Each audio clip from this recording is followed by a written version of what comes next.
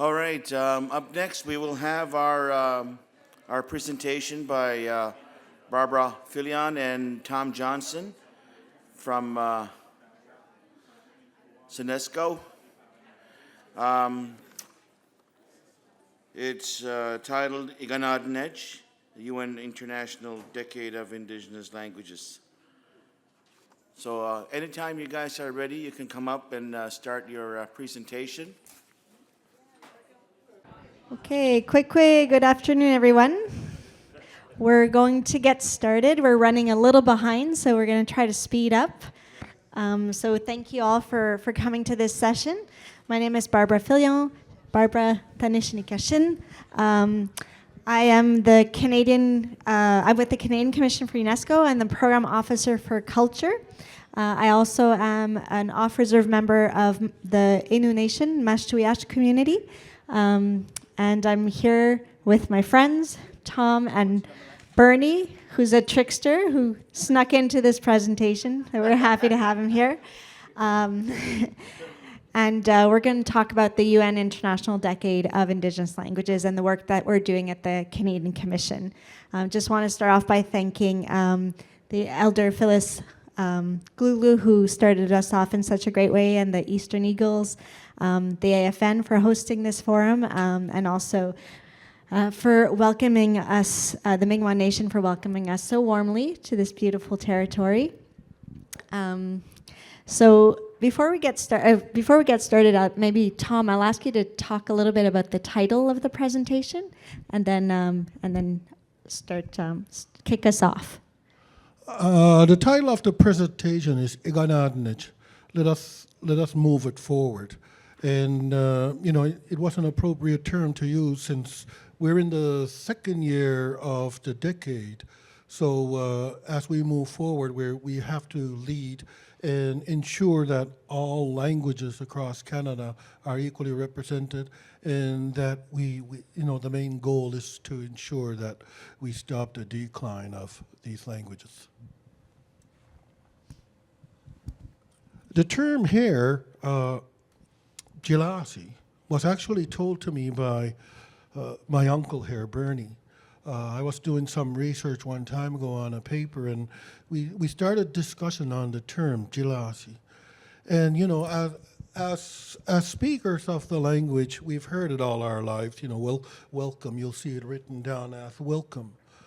But it actually had a deeper meaning than that. And it started off in the wigwam, and it meant to, when you had come into the wigwam and you had taken your position, and if the head of the wigwam wanted you to take the most comfortable spot in the wigwam, he would say, Apchilasi, so you would move up ahead. And finally, when you sit the opposite of the door, that's where the furs would be aligned, and you would be the guest of honor for that evening or for that event. So yeah, you're all in the guests of honor. Chilidach to all of you.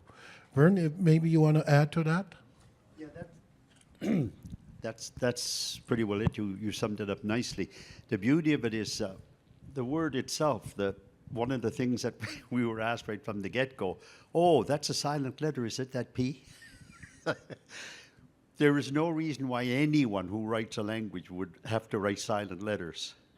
So English didn't do it purposely. There's a story behind that, which I'm not going to take up time to tell you about. But nobody writes silently, nobody. There's a reason. In this particular case, that P is definitely pronounced.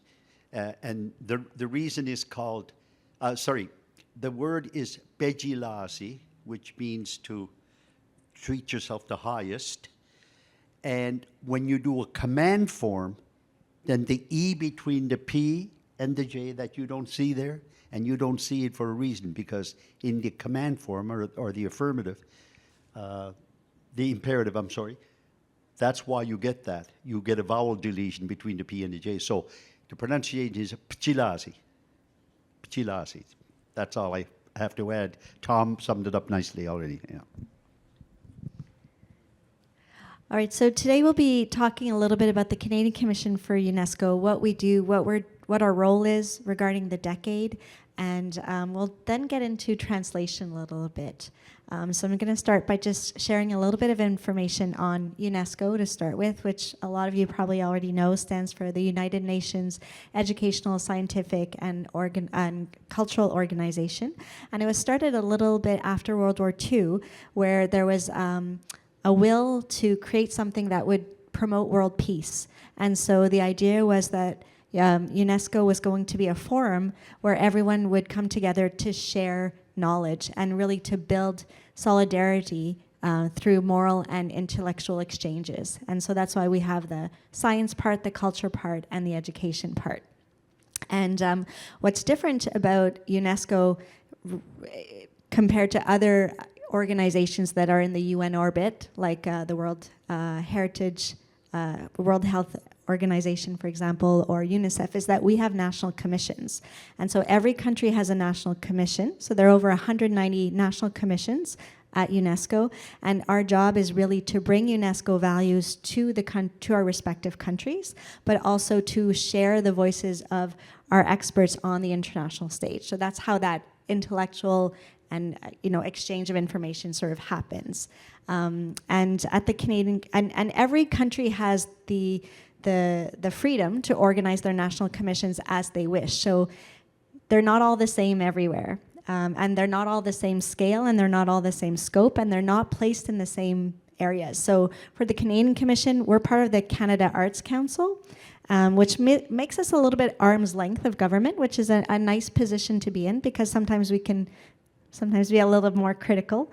But for other countries, like New Zealand, for example, the National Commission is under the Ministry of Education. In New Zealand, they have 2 people for their national commissions. We're a small-ish, but we're 13. Germany has 100 and some, right? So again, just to show that there are different scales and scopes of national commissions throughout the world. And for the Canadian Commission, we have 3 main cross-cutting priorities, which is to really support the implementation of the United Nations Declaration on the Rights of Indigenous People. The other one is youth, and the third one is gender equity. And so the Decade of Indigenous Languages, hits on all of our 3 cross-cutting priorities. It's incredibly important to us, and it's personally important to me as someone who didn't get to learn my language, Inuamun.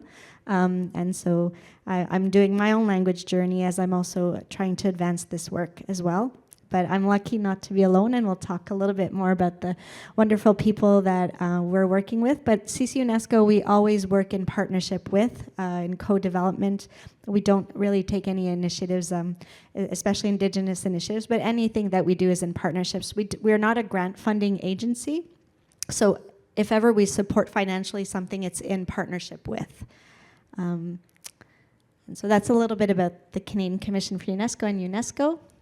And now I'm going to talk quickly about the decade, how it came to be, but I was going to talk more about it, but I think Chief Littlechild really covered it this morning and gave us a good idea about how the decade came to be and why it was so important that we have a decade. And I think, maybe the next step is to make sure we have a century of Indigenous languages. That's my maybe personal idea that we could aim for. But the reason, and again, Chief Littlechild gave some statistics. Worldwide, there's and when I'm just going to give a little caveat about statistics because they don't always reflect reality completely. It really depends on how they were taken by whom and what the measurements were. And with languages, linguists don't always agree where a dialect ends and a language begins. So sometimes you'll see different numbers, so take them with a grain of salt. And also the other thing about languages, Indigenous languages, is not everyone agrees as to what an Indigenous language is. And in Canada, it's more clear cut, but in places like Europe, for example, it's a little bit more complicated to define an Indigenous language sometimes. So an average of about 7,000 languages worldwide, over 80% are Indigenous languages. Linguists estimate that 40 to 90% of languages might disappear in the next century. So that is just one of the alarming statistics on languages worldwide. Chief Littlechild said another one this morning of one language disappearing every 2 to 3 months. And then in Canada, recently there was a census of Indigenous languages. The one before that was in 2016, and now there was another one that was done in 2021, and the numbers just came out a few months ago. And if anyone has tried to sift through them, they're not necessarily easy to sift through, and I'm not going to spend that much time on it, but these are the 12 main language families in Canada, and you can see a comparison. This is for mother tongue speakers.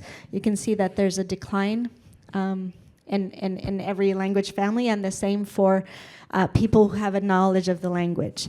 What the statistics don't show right off the bat, the numbers, is that there is an increase in the golden, they call it the golden demographic, and that's children under 8 years old who are learning the language. And so there is an increase in that, and that is really important, and it's very hopeful, because if you learn a language before the age of 8, your ability to be fluent is much better. So sometimes we look at numbers and it can look dire, but there's more to look at, right, when we're thinking about statistics. So I'm going to pass it over to Tom for a minute to just talk a little bit about the United Nations Declaration on the Rights of Indigenous People, Truth and Reconciliation, and more of the hope that you see. Thank you, Barb. Yes, it's an interesting time in our lives, I guess, to be Indigenous and to promote language. We have a number of initiatives that have been put forth by government and, organizations such as UNESCO. And one of the interesting documents that has always been of great interest to me is the United Nations Declaration on the Rights of Indigenous People. And you heard Chief Littlechild this morning that, when we initially came to the UN, that we weren't classified as a people. We were, the colonial system didn't match the indigenous peoples of the world. So there was something developed for the indigenous people, which took 25 years in the making, and that is the United Nations Declaration on the Rights of Indigenous People. We also have the Languages Act here, and in Nova Scotia, we have the Mi'kmaq Language Act too. So we have a number of initiatives that are available to First Nations throughout the country for language revitalization. And I just hope that everybody takes initiative, whether they are speakers or not, to bring these opportunities to their communities. And let's bring back our languages back, even if it takes one word at a time, Thank you. So I'll just talk a little bit about the decade at the UNESCO level. So there is a website for those of you, maybe some of you might have gone to see it. So if you just type in United Nations International Decade of Indigenous Languages, you'll see the website. This is your landing page. You can sign up to the website and get access to resources and see what's happening. You can also register your event if you like. And there's a map of events, and so your event will become a dot on the map, and you can see the activity that's happening worldwide. It doesn't really capture everything because I haven't kept up with the map, and because it's sometimes we're very busy and it's an extra thing to do. But I do encourage you to go and see what's happening, and I will try to do better in putting our activities. But you can also have access to the logo if that's something that's of interest to initiatives you're doing. I do recommend that you put in the request for the logo about a month before, because sometimes it's a little slow with UNESCO, if ever you'd want to use the decade logo. And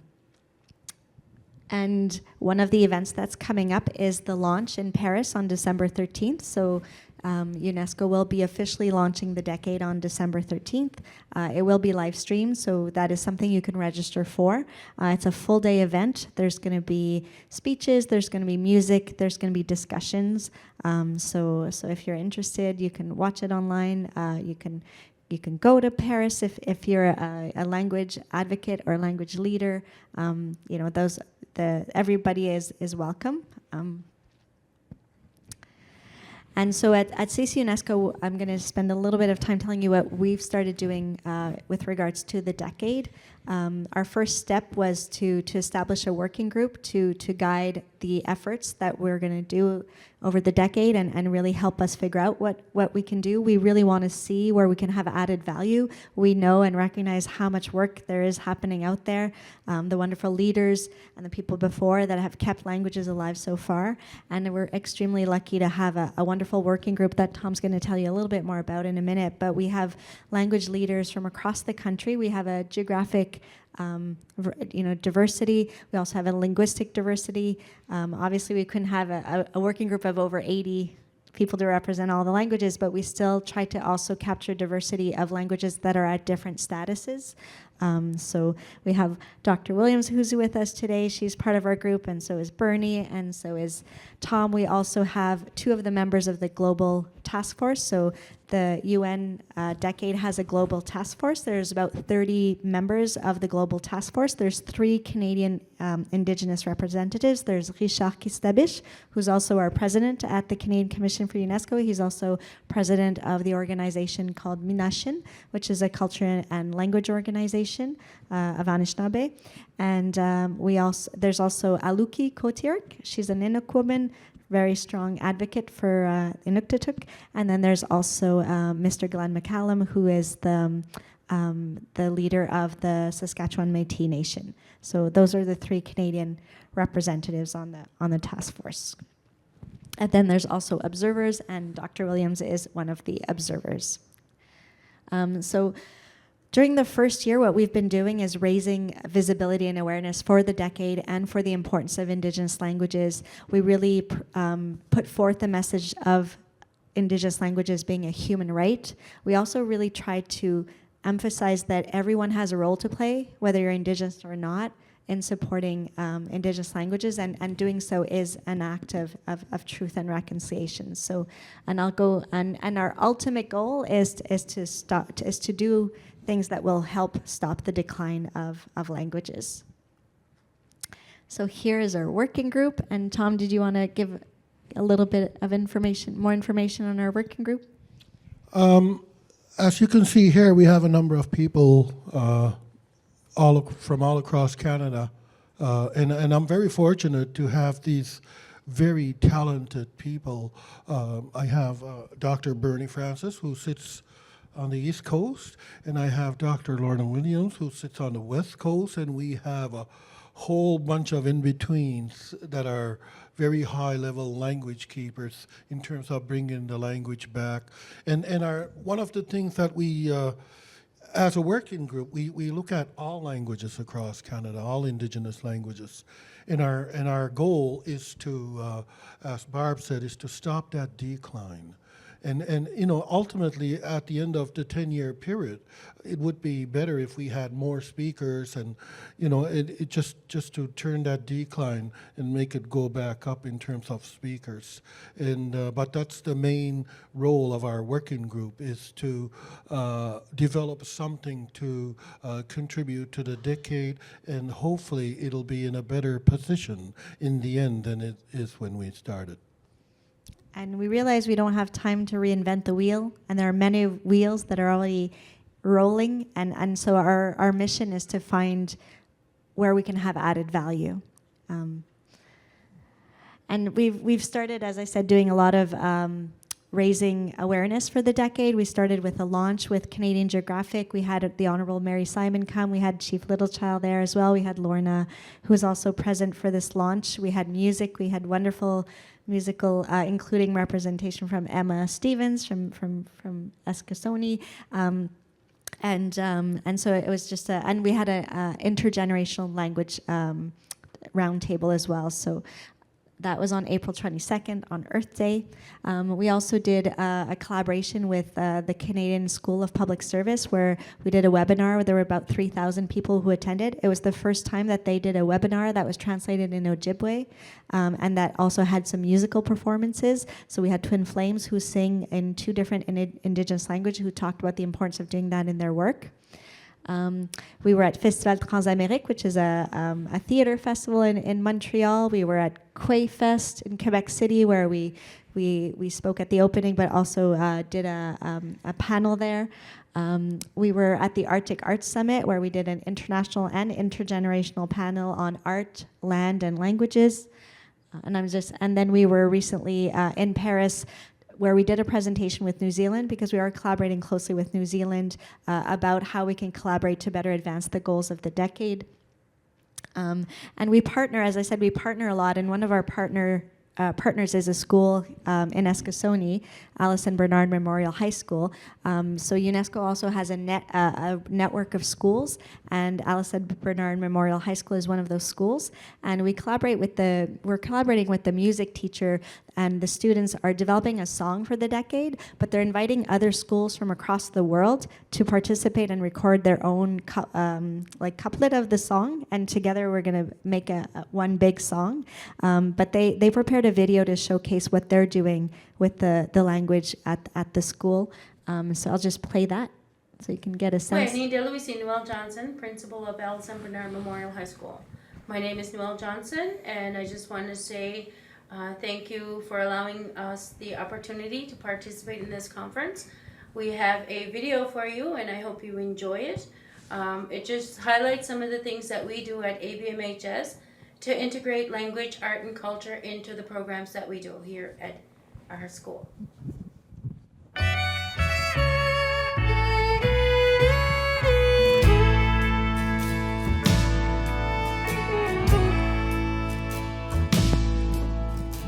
In our language, degek, it could be cold outside.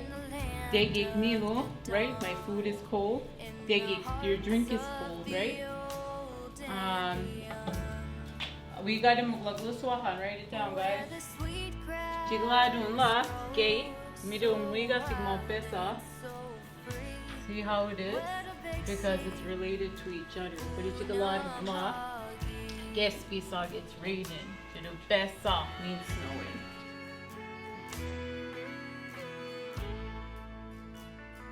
If it ends in I, and this is another vowel, they can't meet. You would have to drop your I, and it would be apsukta. Okay? So it'll just be A-P-S-U-K. Yep, you got it. No apostrophes in there? No apsukta, no apostrophes. Because apsukta won't work. All of these, you have a vowel. That means in all of the words you create, you have to drop your I. So it's winabuwi, winkudat, winabuwi, winigi, and so on. Okay? So you could use Winnie as many times as you can, and these could be your endings. Try Winnie for all of them. Some won't work, but some will. But you gotta make sure you understand this and that. Okay? So winabuwit, drop your I.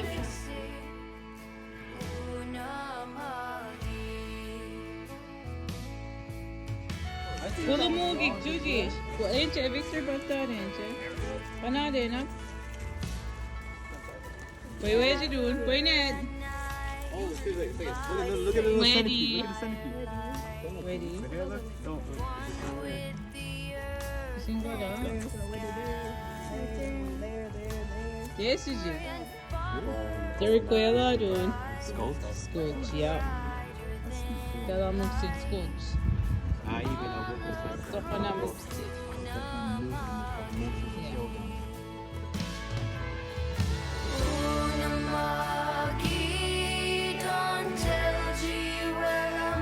Ja, wat die wat de standjes te?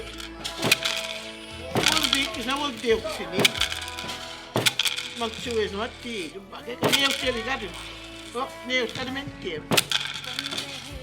Maar zo wat hondje, maar zo kan mogen.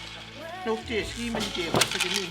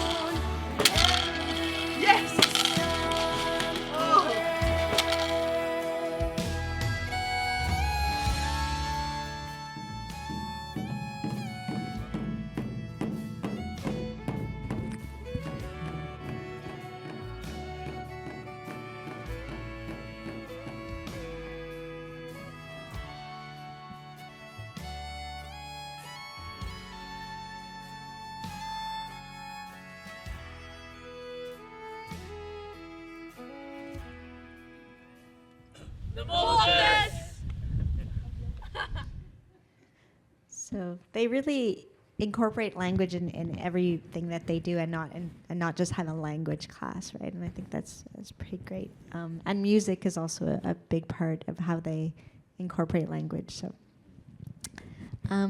So one of the things we decided for the decade was to translate the resources we were going to produce. So for example, there's a wonderful Mi'kmaq researcher. She wrote a paper called The Language of Indigenous Heritage, and because she's Mi'kmaq, we decided to translate it in Mi'kmaq. And then we worked with another partner on translation, and that's when I really started thinking about the importance of translation and when it's important and when it's relevant. And often it's not to certain communities, and there's a lot to think about in terms of the resources you use when you ask some speakers to translate things that might not be relevant to the community. And we're sort of switching our approach to this and switching that policy and wanting to maybe not translate everything, but rather work with communities or to really see what's useful for them and what's helpful. And if we do translation, it's something that would be relevant to the language speakers. So we're working more. We're working at figuring out a different way and not necessarily just translate things just to say we're translating things. And then we all know that there's also some things that can't be translated, right? So there are the saying lost in translation. So just recognizing also the limitations sometimes of translation. But I'm going to pass it over to Tom, who is who does some translation, and so does his wife. She's the one who translated that paper that you just saw. And do you want me to showcase what you do first? Sure.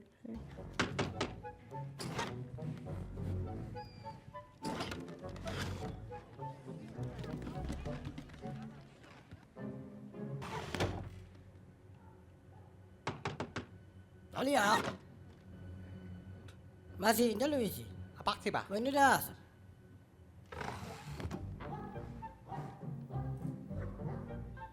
Techawadik. Menudaya koy. Asagajulakop. Kala daw ni wasko ya kapsejis. Mako. Ano sam kawajit? Kalula da koy wasko nam khame waji alage wisi al naske khame. Akisli mortus mugigli gojoe bi un naspi. Teji galosin. Kaka. De taamis. Isanga ma vikana. Pas mo kaas milario. Bilwa ortenna. Teji gina moksin. Teji ksedewan. Kawai. Makati, wala aliyo. Wala ka diwi-diwek. Udno dayek.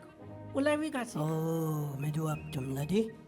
Medu degam tuwe do elu gada menkla. Sigaro ksidok septi. Mikani abang kerlo kado. Kau itala. Matpalay ko ano dok? Koi tapin na kayo. Wawal. Wawal? Wawal. Magisig naman na wagat ka. Nebo sinisnen. Najalalnek. Smakadi nugu baksima. Melati. Menakas.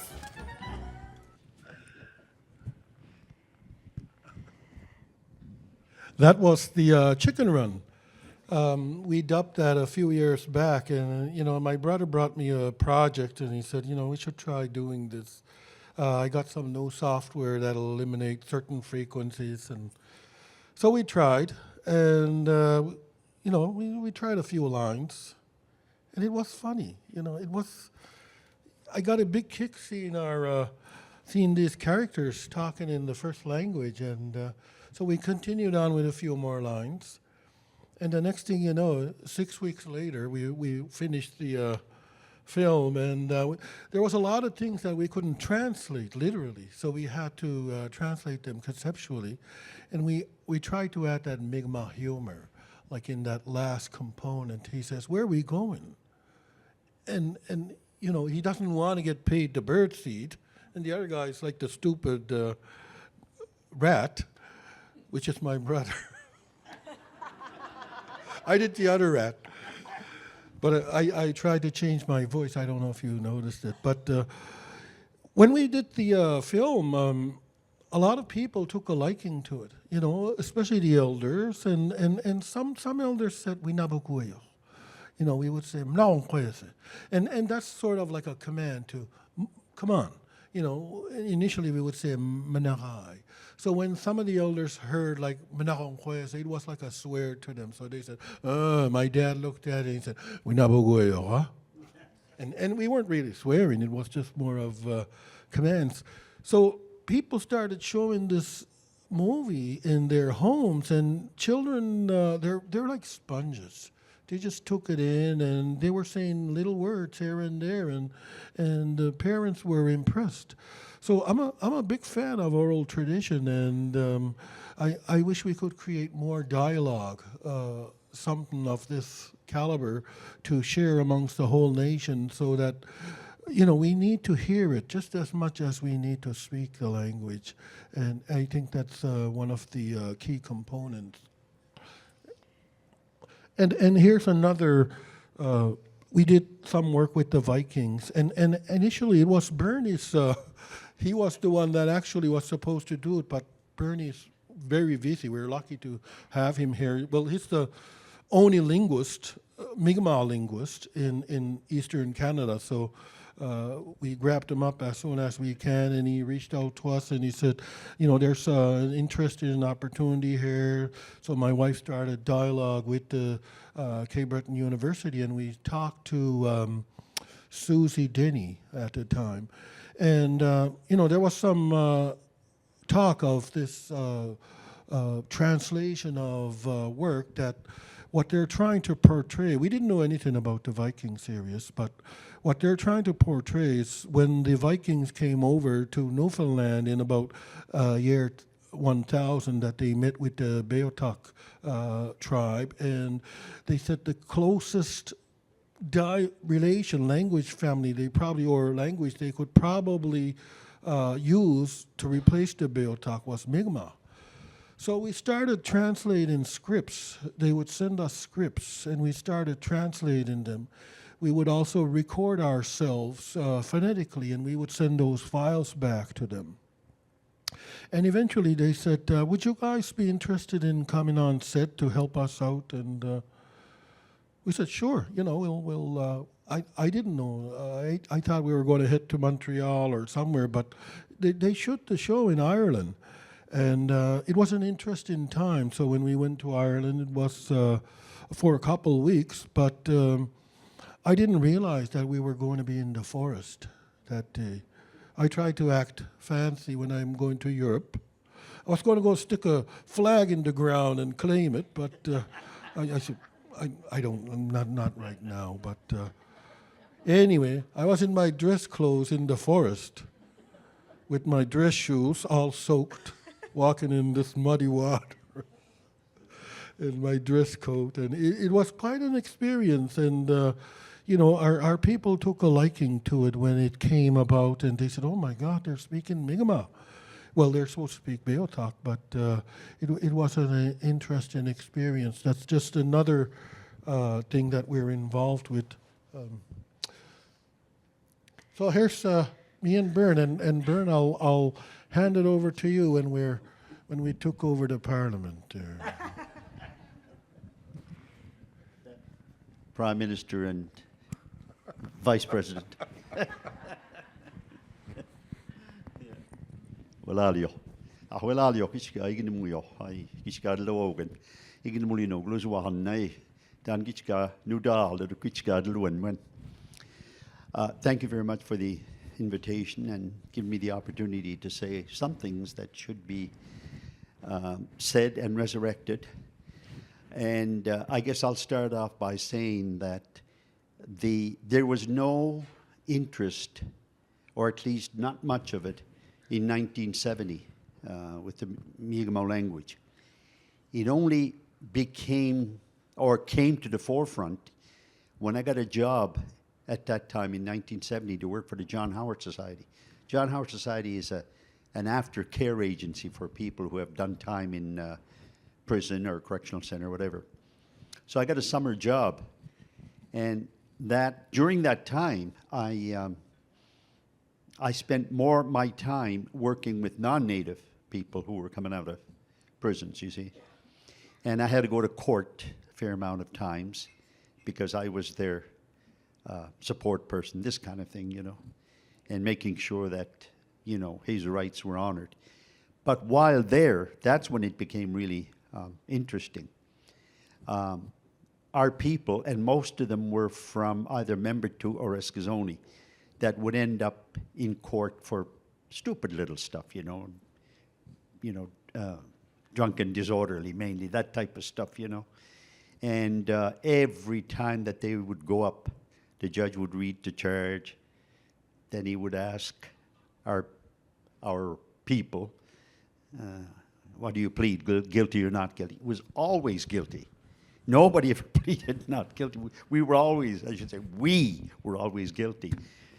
And I never thought anything of it. Maybe, it's only a few days in jail. Maybe sometimes it's a $15, $20 fine, something like that. But one day, it happened where a guy from Escazone was appearing for something, and it was a little bit more serious.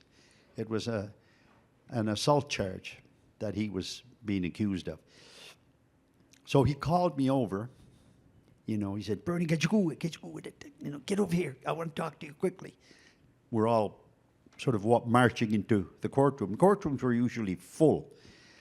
Anyway, he said to me, that stuff that they're accusing me of? I said, "What is it anyway?" So he told me a little bit about it, and sure enough, it was a fight. And he says to me, "I wasn't even there at the time." I said, "Oh, well, okay, that's no big problem. All you need to do then is to go up. The judge will read the charge, and then after he reads the charge, he's going to ask you, what do you plead? Do you want to plead guilty or not guilty? And you say not guilty, and then we'll look after you later on. Well, what's he going to do in the meantime?" I said, "He'll just send you home. It's not a big charge. He's not going to throw you in jail." Okay, all right, sounds good. Sure enough, the time came, and his name was called. He goes up to the front, as you're expected to do, and the judge says to reads the charge, says, "What do you plead, guilty or not guilty?" And I know his answer, or so I thought, but he pleaded guilty right away. Oh, geez, I ran after him, when he's going out, because the police now are taking him. And I asked the cops to give me a moment with this guy. So I spoke to him, in our language, and I asked him, we just talked about this. You said you were going to plead not guilty. Yeah, he said, but I didn't want to be in front of all those people and the judge, and he's just, all of our people were like that, all of them. They don't want to be on display, that kind of thing. It's a foreign, sort of totally foreign atmosphere for our people. And it didn't hit me before. I just thought, guilty, off you go. But that day, it struck me. Geez, our people are just like cattle, just like a conveyor belt. Go in there, charges read, plead guilty, go to jail. That was the routine. And it struck me hard when that happened. So I went over to Membertou, and the Union of Nova Scotia Indians, as it was called at the time, it's called Union of Nova Scotia Mi'kmaq now. At that time, I went in to visit the executive, and I think Noel Doucette, Joe B. Marshall, Greg Johnson, and I think maybe Stuart Killen were there at the time. And I went in quite upset about this whole thing, and I talked to them. I said, "We've got to do something. I want to apply for monies for a court worker program." Up to that point, I've never even heard of a court worker program, but they were going on in other parts of Canada, but nothing in Nova Scotia. So let's sit down and talk. So we talked more, and the more we talked, I said, "Could you help me write a proposal?" They said, "Yes." We wrote a proposal, and someone said, I think it came to $57,000. And then someone from the executive said, "You might get 30 if you're lucky." So we sent it off anyway. And when the check arrived, I got every cent, $57,000. So anyway, I hired somebody right away, and it was a lady from Escazone. Many of you know her, Eva Bernard. She worked with me. And then legal aid was just beginning at the time. One lawyer, that's all we had. And he was very good to us, very, very good. And we started putting in not guilty pleas, at least everyone that I caught. But I wasn't catching everyone because I wasn't there every day. So I put it in the Micmac News, I think it was called at the time. And I put on paper, nobody pleads guilty anymore until they talk to me. Please come and see me, or talk to me, or call me, or something. And I put that in the paper, and out it went. Well, my wife was mad. She said, they're calling you at 2, 3 o'clock in the morning. What the hell? I said, well, I didn't think this was going to happen.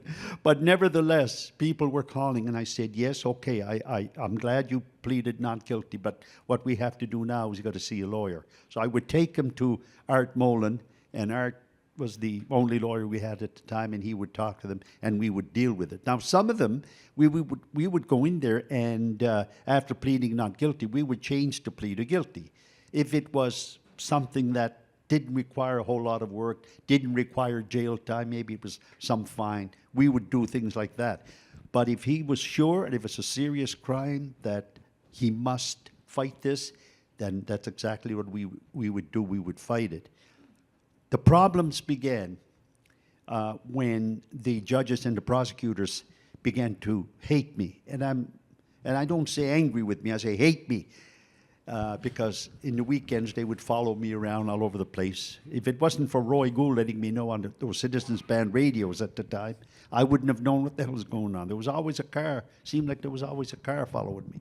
And it was the Mounties. Anyway, finally we got our money and we started to, pay attention to everything that was happening to our people in the courts. So we got, we did all right in that regard, but I had to get out of it in 1974, I think I got out of it, and I asked Eva Bernard to take it from there. She knew I had her for 1 year, and she knew the stuff, and she spoke the language. So I said, okay, you take it from here. I had no job. I had 2 or 3 children by that time to support, and that's when Doug Smith popped around. Doug Smith was a professional linguist, and he came to my house. I knew him already, but just as a friend. But when he dropped the paper on, a file rather, on my kitchen desk, he said, can you read this? I took a quick look at it and I said, no. Why can't you read it? I said, well, I was never taught how to read and write Mi'kmaq. Well, sit down and have a look at it. So I sat down and after a while I was really, really paying attention. I got hooked. That's how it all started. I got hooked. And then that's when Doug said to me, would you be interested in studying linguistics? And I said, possibly, if I knew what the hell it was. And I didn't know what it was. I couldn't even pronounce linguistics at the time. But anyway, he explained it all and everything. And I said, where do I begin? He said, well, there's people applying for the job. I said, to do what? He said, to work with me and to start the training. I said, okay, well, I don't know. I'll apply. I don't know. How many apply? He said, 7. I never thought I'd stood a chance. But anyway, as it turned out, I did get the job and my training began. And I fell into it and I handled it like a duck to water. I loved every moment of it. Someone said earlier today when I was here at another class that they were passionate about the language. I don't know if I was passionate about our language. I mean, I liked it. But later on, I loved it. I absolutely loved the intricacies of the language. It's a very interesting field to get into. And Mi'kmaq is a very interesting language. Why wouldn't it be? It's been kicking around for over 10,000 years here, But I'm going to finish off because I promised the 2. I think I'm already over my time here. I don't want to take up the time. I just want to say this. When I started working with Doug Smith, it was with an organization that was called Micmac Association of Cultural Studies, and they were still using Micmac at the time. Peter Christmas, or Dr. Peter Christmas. Peter Christmas was an educator. He graduated from St. FX. He ended up being a principal at a school, and above all things he could have taught was French. He was a fluent speaking Mi'kmaq who had all his degrees, more degrees than a thermometer at that time, and he became a French teacher. So when Peter quit that job as a school teacher and a principal, he came to member to when he started this Mi'kmaq Association of Cultural Studies, which involved everybody in Nova Scotia. It was Peter that came to us and laid down the law to Doug Smith and myself. He said, I want you guys to develop an orthography, or better known as a writing system. I want you to make it simple. I want to make sure that the children can learn it easily. And of course, lucky for us, not just me, but for all of us, Doug Smith, top notch. He was one of the, I got to know a lot of linguists. I've gone to 37 conferences once a year. And I got to know a lot of those crackerjack linguists. And I got to say, Doug was one of the top dogs. Not the top dog, but one of the top dogs. And couldn't have got a better teacher. And our people couldn't have been luckier than to get someone like that. So, I enjoyed my training, and it was very, very good. But from 1974 to 1980, that's 6 years it took us to develop an orthography that represented the Mi'kmaq language very well, very easy to learn. I think anybody that speaks any other language you could probably learn the orthography and how it works in about a half hour to 45 minutes.